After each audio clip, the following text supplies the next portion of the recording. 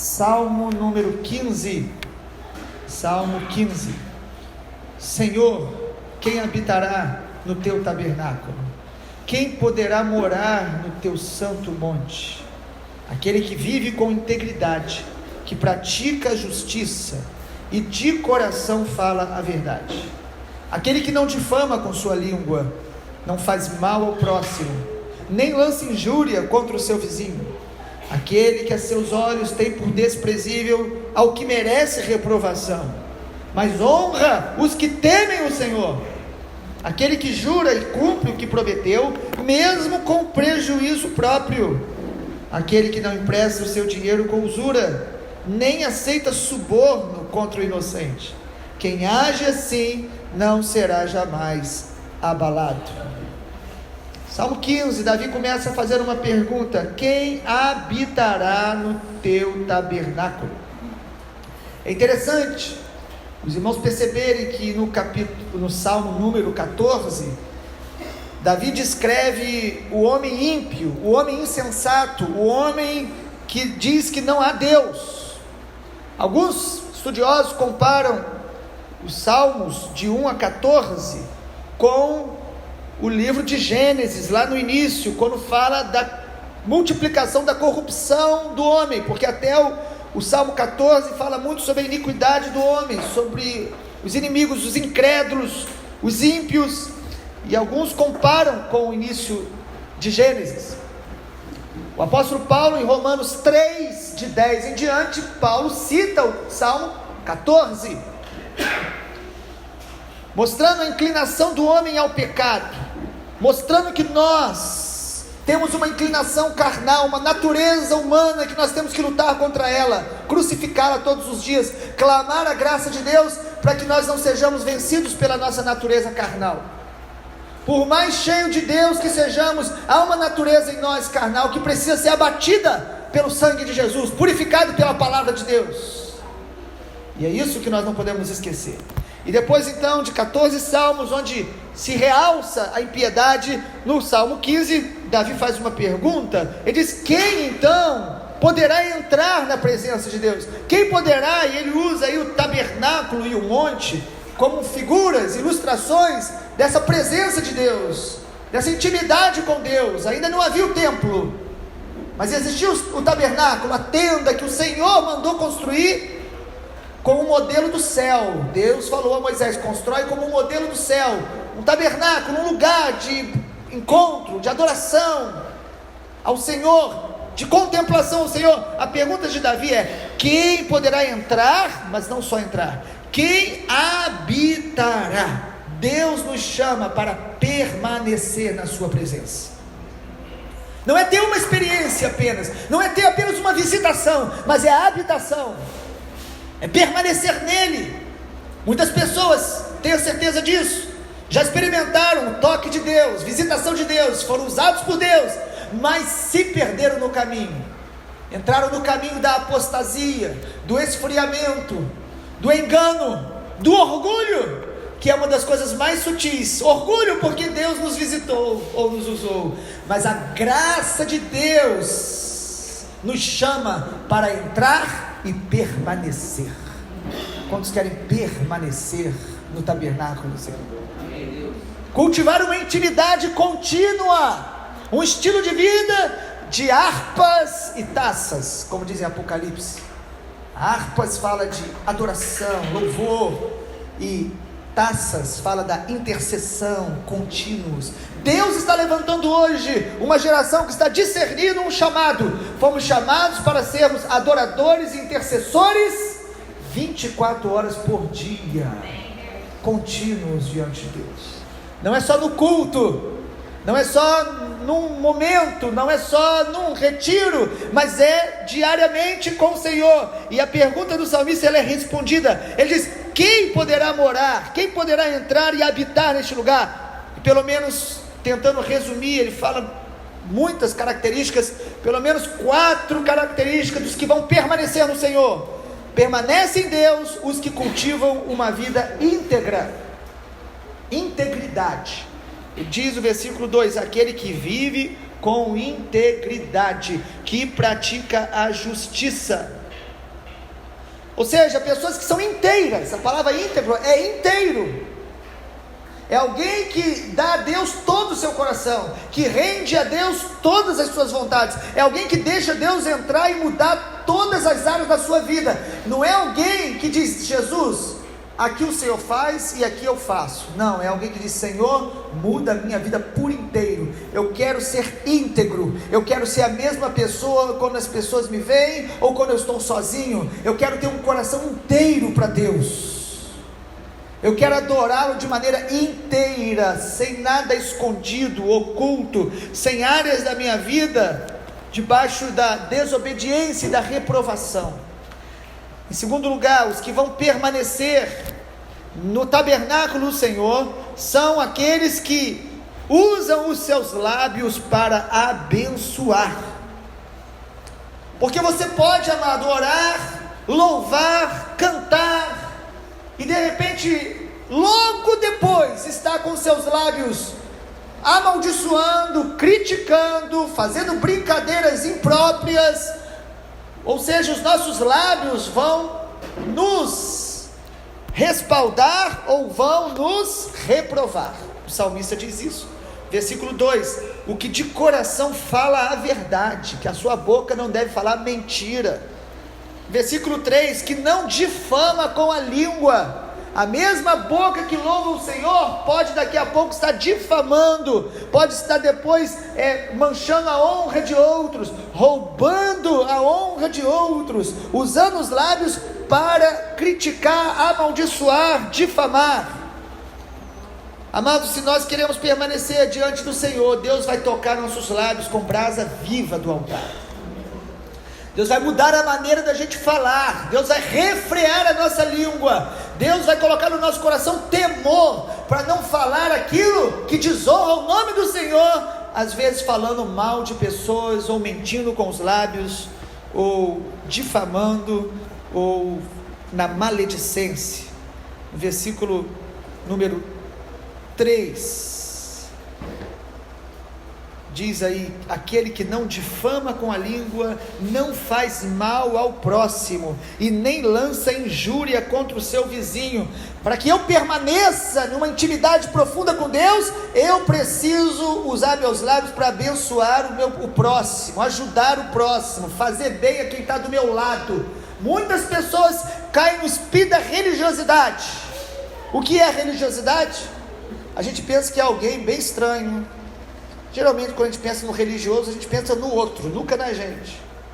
Religiosidade é quando você diz ter comunhão com Deus, diz e acredita que você agrada a Deus, mas você não pratica o que é essencial, fundamental para os que são verdadeiros servos, adoradores do Senhor Jesus.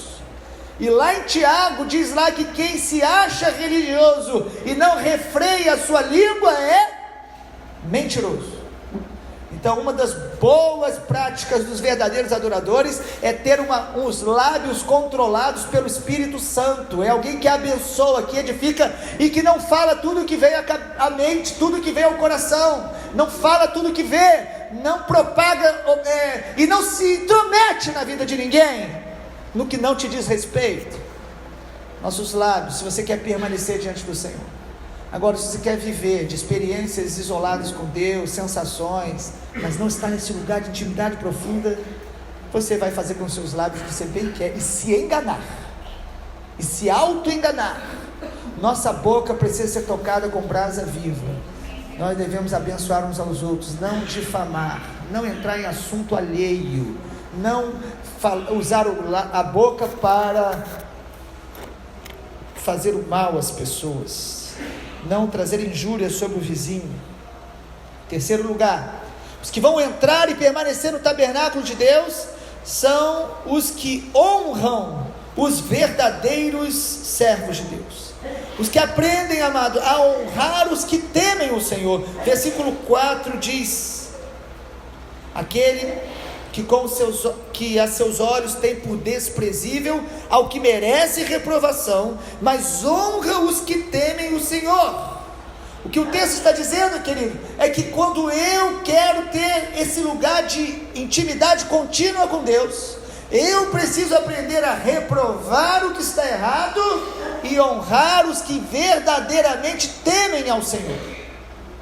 Porque às vezes nós estamos sendo omissos diante de pessoas que estão desobedecendo a Deus, pessoas que estão vivendo na prática deliberada do pecado, e nós nos tornamos coniventes com eles quando curtimos o que eles escrevem, quando compartilhamos o que eles falam, quando nos alegramos de estar diante deles, rindo do que eles fazem. Amado, quem quer permanecer diante do Senhor vai ter um temor tão grande que vai reprovar o que precisa ser reprovado, e vai honrar os que verdadeiramente temem ao Senhor.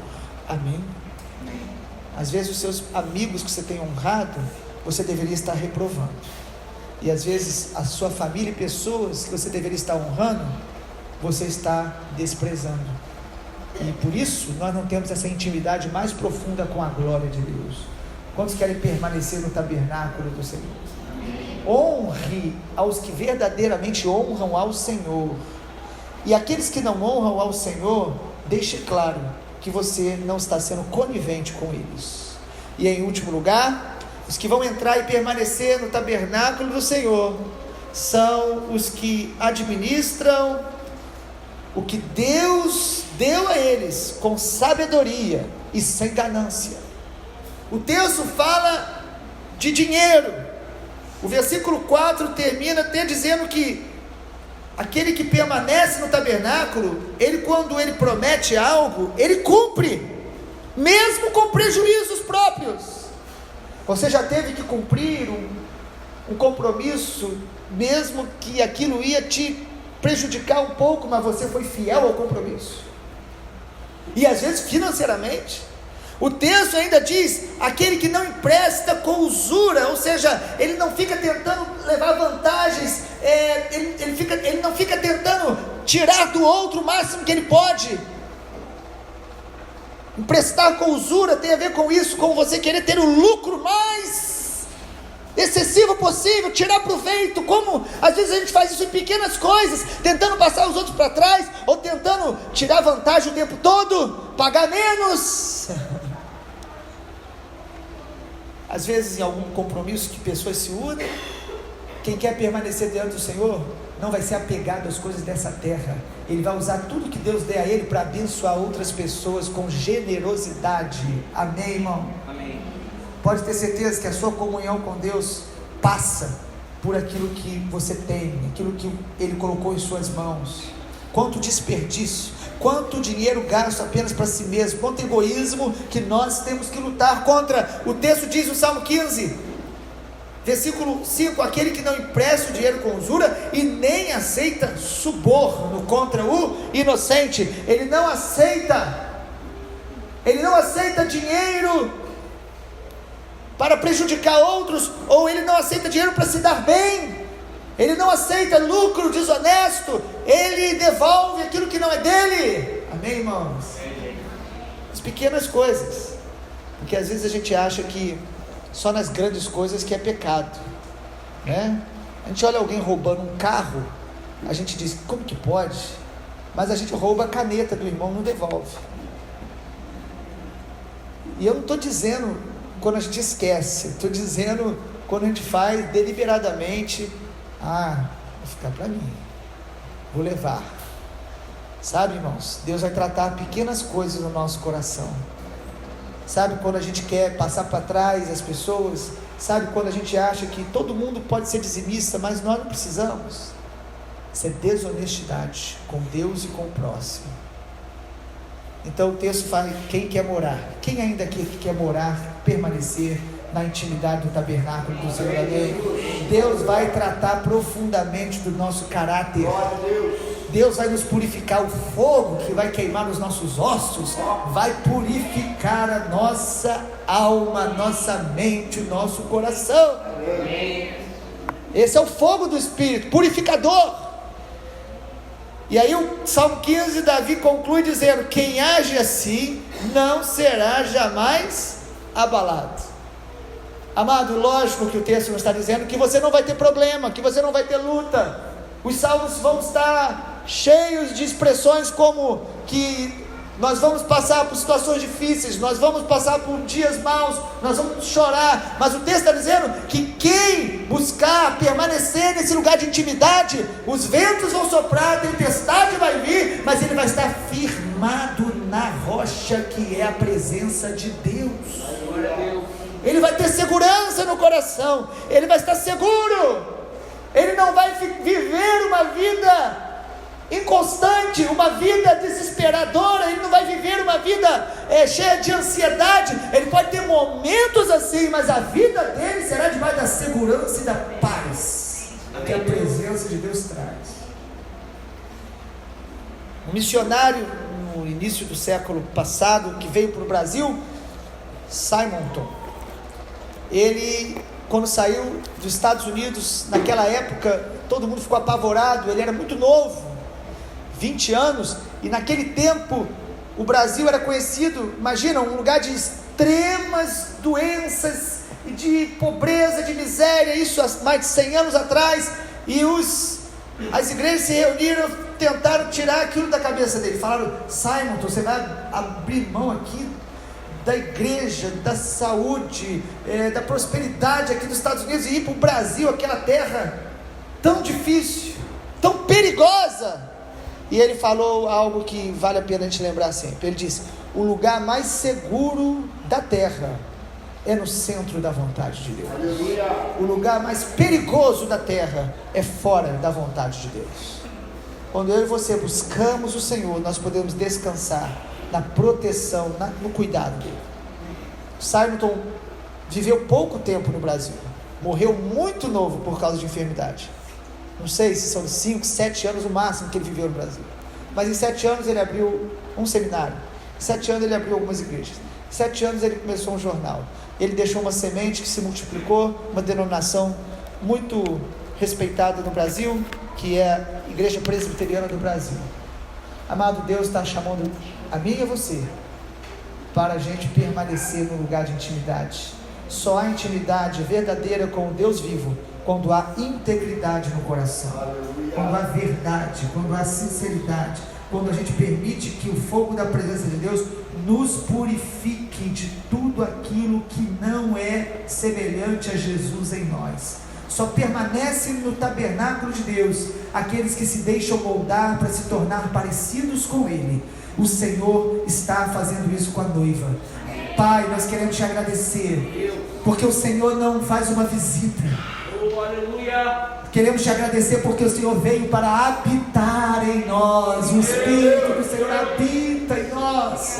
Nós somos templos do teu Espírito e queremos, ó Pai, em nome de Jesus, suplicar a tua ajuda para permanecermos neste lugar de intimidade, neste lugar de contemplação, neste lugar de obediência ao Senhor, de temor ao Senhor. Porque ainda que nós tenhamos uma natureza pecaminosa, o Espírito do Senhor habita em nós, e o sangue de Jesus nos torna justos e aceitos diante do teu tabernáculo. Pelo sangue de Jesus podemos entrar no Santo dos Santos e queremos permanecer neste lugar de intimidade. Queremos ser encontrados como verdadeiros adoradores, que adoram o Pai em todo lugar, em espírito e em verdade, 24 horas por dia. Senhor, obrigado que o Salmo 15 venha a ser parte da nossa vida diária, possamos praticar e ser purificados continuamente em nossos lábios, em nossos relacionamentos, em nosso coração, em nome do Senhor Jesus. Amém. Glória a Deus.